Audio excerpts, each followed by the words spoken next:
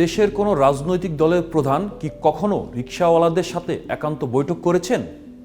এমন প্রশ্নের উত্তরে জবাব আসবে না।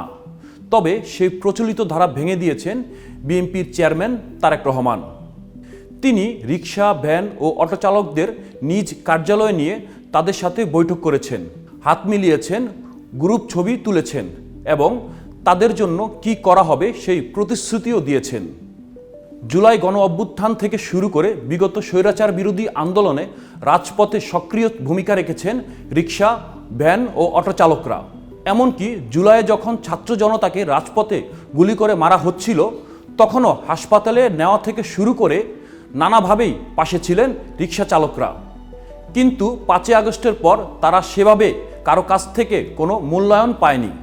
এই দিক বিবেচনা করে বিএনপির কার্যালয়ে ডেকে নিয়ে তাদের সাথে মতবিনিময় করেছেন বিএনপির চেয়ারম্যান তারেক রহমান। এই অনুষ্ঠানে তিনি সরাসরি শ্রমজীবী এই মানুষগুলোর কথা শোনেন এবং তাদের ভবিষ্যৎ নিয়ে দিক নির্দেশনামূলক বক্তব্য দেন। এর আগেই কার্যালয়ে প্রবেশ করেই তারেক রহমান আনুষ্ঠানিকতা ভেঙে রিকশা, ভ্যান ও অটোচালকদের সঙ্গে একে একে হেঁটে হ্যান্ডশেক ও কুশল বিনিময় করেন। তিনি তাদের ব্যক্তিগত খোঁজখবর নেন এবং পরিবারের অবস্থার কথাও জানতে চান। এ সময় মতবিনিময় সভায় কয়েকজন রিকশা, ভ্যান ও অটোচালক নেতা বক্তব্য রাখেন।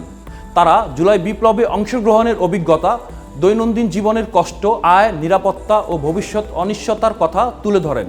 পরে তারেক রহমান বলেন, রিকশা চালকেরা শহর ও গ্রামের পরিবহন ব্যবস্থার অবিচ্ছেদ্য অংশ হলেও দীর্ঘদিন ধরে তারা অবহেলা ও বঞ্চনার শিকার। এই বাস্তবতা বদলাতে হলে রাষ্ট্রীয় পর্যায়ে একটি সমন্বিত ও মানবিক পরিকল্পনা প্রয়োজন। তারেক রহমানের প্রস্তাবিত পরিকল্পনার মূল দিকগুলো কি? 1. সামাজিক সুরক্ষা। রিকশা চালকদের জন্য স্বাস্থ্য বীমা, দুর্ঘটনা বীমা, অসুস্থ বা দুর্ঘটনায় পারিবারিক আর্থিক সুরক্ষা করা। এর লক্ষ্য চালক ও তাদের পরিবারের ভবিষ্যৎ অনিশ্চয়তা কমানো। 2. অর্থনৈতিক ক্ষমতায়ন।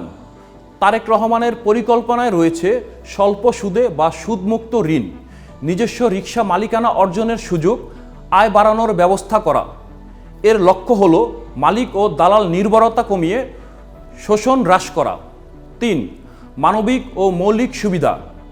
রিকশা চালকদের জন্য বিশ্রামাগার, বিশুদ্ধ পানি, স্বাস্থ্যসম্মত স্যানিটেশন ব্যবস্থা করা।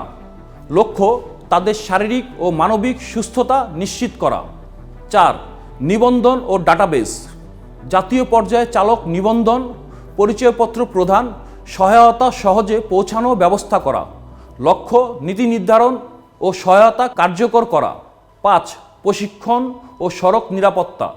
ট্রাফিক আইনের বিষয়ে প্রশিক্ষণ, যাত্রী নিরাপত্তা সচেতনতা, দুর্ঘটনা কমানোর উদ্যোগ। লক্ষ্য সড়ক নিরাপত্তা ও নগর পরিবহন ব্যবস্থার উন্নয়ন। অনুষ্ঠান শেষে রিকশা, ভ্যান ও অটোচালক নেতারা তারেক রহমানকে দানের শীষ ও রিকশা সংবলিত একটি ক্রেস্ট উপহার দেন। পরে তাদের সঙ্গে গ্রুপ ছবি তোলা হয়।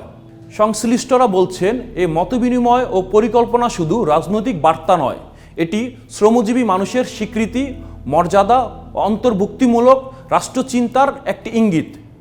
দেশের পরিবহন ব্যবস্থাকে লন্ডন ও ইউরোপের আদলে রূপান্তরিত করার একটি উদ্যোগ হিসেবেও ধরা যেতে পারে।